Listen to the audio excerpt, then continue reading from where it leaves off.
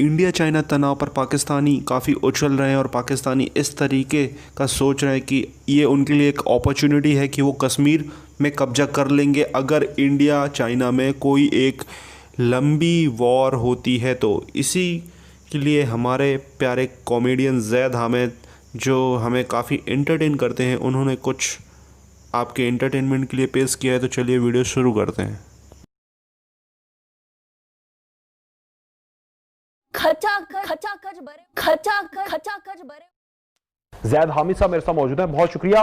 ज़ैद हामिद साहब, एक महीना तकरीबन 5 दिन हो चुके भारत और चाइना के दरमियान जो चपकलिश है ये हाथापाई से शुरू हुआ और आज कहा जा रहा है कि टाइम्स ऑफ इंडिया की रिपोर्ट के मुताबिक कि 20 कैजुअलिटीज इंडिया की तरफ से और 43 तकरीबन वहां से चाइना की तरफ से हो चुकी हैं अब तक। ये कैसा है आगे बढ़ते हुए जो तमाम तर मंजरनामा है इसको आप देख रहे हैं? वकास, ये जो कुछ लद्दाख में हो रहा था पिछले 1.5 महीने से, हर एनालिस्ट इस बात को जानता था कि एक बारूद का ढेर है, किसी भी लम्हे कोई भी चिंगारी इसको धमाके से उड़ा देगी, और आज वो चिंगारी इसको लग गई। जहां तक आप इंडियन सोल्जर्स की बात कर रहे हैं, रिपोर्टेडली इंडियंस ने 20 क्लेम किए हैं, लेकिन जो इंटेलिजेंस रिपोर्ट्स आ रही हैं वो 50 के करीब कैजुअलिटीज हैं इंडियंस जी। और बहुत सारे जिनको मिसिंग कह रहे हैं ये वो हैं जो लड़ाई के दौरान दरिया में गिर गए, लिहाजा उनकी लाशें फिलहाल नहीं मिलेंगी, बाद में ढूंढेंगे। और ये सीरियस डिक्लेरेशन ऑफ वॉर है। जब दो मुल्कों के दरमियान एक जंग हो कि जिसके अंदर वो करीबन 100 के करीब लोग मारे जाएं और जख्मी हो, तो ये एक सीरियस कॉन्फ्रंटेशन है, सीरियस क्लैश है। और इसके बाद दोनों हुकूमतों के लिए इज्जत का मसला भी बन जाता है, एक इंटरनेशनल रेपुटेशन का मसला है, इंटरनेशनल क्रेडिबिलिटी का मसला है। बहुत सारे फैक्टर्स इन्वॉल्व हो जाते हैं कि जहां पे आप बैक ऑफ नहीं कर सकते, आप पीछे नहीं हट सकते, आप कमजोरी नहीं दिखा सकते। और खास इस वक्त चाइना डोमिनेंट पोजीशन, इंडिया घेरा हुआ है, क्योंकि एक तरफ पाकिस्तान के साथ उसकी लाइन ऑफ कंट्रोल पे जबरदस्त झड़पें रोज हो रही हैं, नेपाल के साथ उसकी झड़पें तकरीबन शुरू होने वाली हैं, हो चुकी, कई मारे भी गए इंडियंस भी। वहां टेंशन है, नेपाल ने नया नक्शा जारी कर दिया जिसमें इंडियन इलाकों को उसने क्लेम कर लिया कि ये नेपाल का हिस्सा है, वहां भी मोदी गवर्नमेंट खामोश है। सो ये एक कम से कम 3 तरफ से घेरे में आ चुका है इंडिया इस वक्त, और ये अपॉर्चुनिटी ऑफ द सेंचुरी जिसे कहते हैं, और ये इनकी विंडो ऑफ अपॉर्चुनिटी बहुत छोटी होती है। इससे पहले कि डिप्लोमेटिकली और इंटरनेशनल पावर्स बीच में आके मामले को रिजॉल्व कराने की कोशिश करें, ये वक्त होता है कि जब आप प्रेशर डालते हैं इंडिया के ऊपर, डाल सकते हैं हम इंडिया के ऊपर कश्मीर के हवाले से। और आई पर्सनली फील कि 1962 में हमने एक मौका जाया किया था जब चाइना ने इसी इलाके में इंडियन आर्मी की बहुत फैंटी लगाई थी और पाकिस्तान को पैगाम भेजा था कि मौका है आप कश्मीर में दाखिल हो जाएं। उस वक्त अयूब खान ने वो मौका जाया कर दिया था। आज 50 साल 60 साल के बाद हमें दोबारा वो मौका मिल रहा है। We should be ready. हमें अपने कश्मीर के मामले पे जो फंसा, इस वक्त कश्मीर की वादी भी भड़की हुई है, आइडियल सिनारियो है। लेकिन ये नहीं है कि कश्मीर में 60 साल पहले, जैसा माजरत के साथ 60 साल पहले की सियासत, इंटरनेशनल पॉलिटिक्स, एटम बम का ना होना, अब तीनों वाली का एटम बम का हामिल होना, और आप जिस तरह कह रहे हैं कि वो एग्जांपल अपसेट हो सकती है जो अयूब खान ने नहीं किया, पाकिस्तान कर सकता है, डिफरेंट सिनेरियो नहीं होगा सर?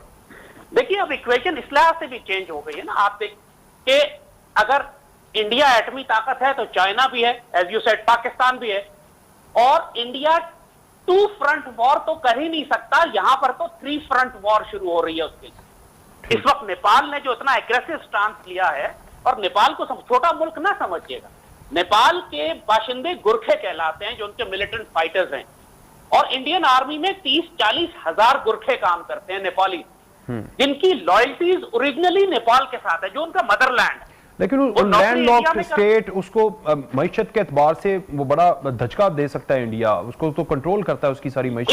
इस वक्त नेपाल टोटली चाइनीज कैंप में चला गया है। ठीक है, नेपाल के स्कूलों में चाइनीज पढ़ाना कंपलसरी कर दिया गया है। चाइना ने कहा है हम तुम्हारा सारा खर्चा उठाएंगे। नेपाल की तो आबादी कुछ नहीं है, छोटा सा मुल्क है, वो तो चाइना की एक म्यूनिसिपैलिटी के बराबर भी उसकी पॉपुलेशन। चाइना के लिए कौन सा मुश्किल है नेपाल को संभालना?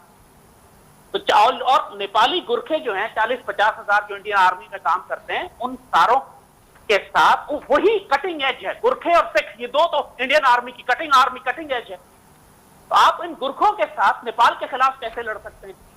तो इंडिया इस वक्त 3 तरफ से घेरे में है। 1962 वाली सूरत हाल नहीं है। हम ज्यादा बेहतर एडवांटेज में हैं क्योंकि अब एग्रेसिवली चाइना साथ है, हम तैयार हैं, और कश्मीर के अंदर तहरीक आजादी पूरी तरह भड़की हुई है। That is the critical point जो 62 में नहीं था। आज तहरीक आजादी है कश्मीर आपके लिए is there for the taking जिसे कहते हैं। सिर्फ हमने जरा सी लाइन ऑफ कंट्रोल ब्रेक करनी है और उसके बाद पूरे कश्मीर के अंदर एक आग भड़क जाएगी। और इंडिया पे जब प्रेशर चाइना की तरफ से भी है और आज के बाद आप देखेंगे, और इनफैक्ट इंडिया के पास अब ऑप्शन क्या है, चाइना की तरफ से वो जो जलील हुआ है पूरी दुनिया में, उस जिल्लत को मिटाने के लिए या अपनी कौम के आगे कोई शक्ल दिखाने के लिए वो पाकिस्तान के खिलाफ कोई कार्रवाई करेंगे। अच्छा सर, इस वक्त जो इंडिया 3 महाज के ऊपर नेपाल ने नक्शा जारी कर दिया, चाइना के साथ चपकलिश है, पाकिस्तान के साथ भी है जो है, अब मोदी की जो सियासत है वो चलती ही इन तमाम तर महाजों के ऊपर खेल कर थी। 5 अगस्त के बाद जो मोदी की पॉपुलैरिटी इंडिया के अंदर है, उसकी अपनी जमात और दीगर जो एंटी पाकिस्तान सेगमेंट है उसके अंदर बड़ी ज्यादा बढ़ी है। अब के बाद आप उसकी सियासत को कैसे देख रहे हैं आइंदा आने वाले सालों के अंदर, और कांग्रेस की पोजीशन वहां पर क्या बेहतर हो सकती है, क्योंकि वो इन तमाम तर राइट्स के और तमाम तर चीजों के खिलाफ हैं जो इंडिया कर रहा है इस वक्त मोदी की। नहीं वकास, यही बात आपने मैंने जुमला कहा है कि इंडिया के पास, मोदी के पास अब सिर्फ एक रास्ता रह गया है, कोई मिलिट्री विक्ट्री हासिल करे जिससे ये अपनी क्रेडिबिलिटी और इज्जत को बचा सके, और उसको सोनली सॉफ्ट कॉर्नर जो मिलता है, जो सॉफ्ट फ्लैंक उसको मिल रहा है, वो पाकिस्तान। ठीक, वो पाकिस्तान के खिलाफ एक टेरिटोरियल गेन अगर कर लेता है, अगर 2-4 किलोमीटर का इलाका भी घेर लेता है, कोई बॉर्डर ब्रीच कर देता है, कोई में डैमेज कर देता है, नुकसान पहुंचाता है हमें सीरियसली, तो वो अपनी इज्जत और क्रेडिबिलिटी को दोबारा बहाल करने की कोशिश इस तरीके से कर सकता है, और कोई रास्ता उसके पास अब नहीं। अच्छा सर, लास्ट में पाकिस्तान के अंदर एक राहगीर को उनके जो हाई कमीशन के अफसरान हैं उनकी जानिब से टक्कर मारी गई और उसके बाद उनको हिरासत में लिया गया। अब 2 दिन से खबर आ रही है कि वहां पर पाकिस्तानी जो दफ्तर है इंडिया के अंदर, उसको सिक्योरिटी फोर्सेस ने हिरासत में लिया गया है। ये कितनी वायलेशन है इंटरनेशनल कवानीन की, और इसके ऊपर पाकिस्तान किस तरह आवाज बुलंद कर सकता है ताकि इसका एक्शन लिया जाए? पूरे के पूरे ऑफिस को हिरासत में लिया गया, फुटेज आ रही थी कि सड़कों के ऊपर सामने फौजी खड़े हुए हैं वहां पर। देखिए वकास, इस वक्त जंगल का कानून है, कोई इंटरनेशनल कानून नहीं है पूरी दुनिया में, और जंगल के कानून में ताकत चलती है, जिसकी लाठी उसकी भैंस होती है, तलवार पर फैसले होते हैं। आपने उनके 2 आदमी पकड़े, इन्होंने आपका हाई कमीशन घेर लिया, आप उनका हाई कमीशन घेर ले, आप उनके एम्बेसडर तो सारे स्टाफ को पकड़ के जेल में डाल दें, वो आपके स्टाफ को जेल में डाल देंगे, इसी तरह होगा। आपको एक, आप उनके आदमी अगवा कर लें दुनिया से, जिस तरह उन्होंने 70s में जो ईरान और अमेरिका के दरमियान होता रहा, आप चाह रहे हैं कि वही रिपीट हो जाए? ये होगा, अब इसी तरह होगा। अब दुनिया के कवानीन यही हैं, अब diplomacy, United Nations, Geneva convention, इख्लाकियात सब खत्म हो चुकी है। We have to realise to this new reality.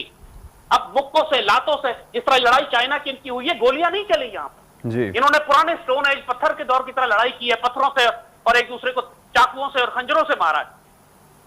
पता नहीं तीर कमान भी इस्तेमाल किए होंगे शायद। ठीक है, बहुत शुक्रिया। अब तो ड्रामे की वहां पर लग रहा है शूटिंग हो रही थी। बहुत शुक्रिया ज़ैद हामिद साहब, आप हमारे साथ मौजूद थे। आज के टॉप स्टोरी से इतना ही, कल तक के लिए इजाज़त दीजिए। अल्लाह हाफिज़।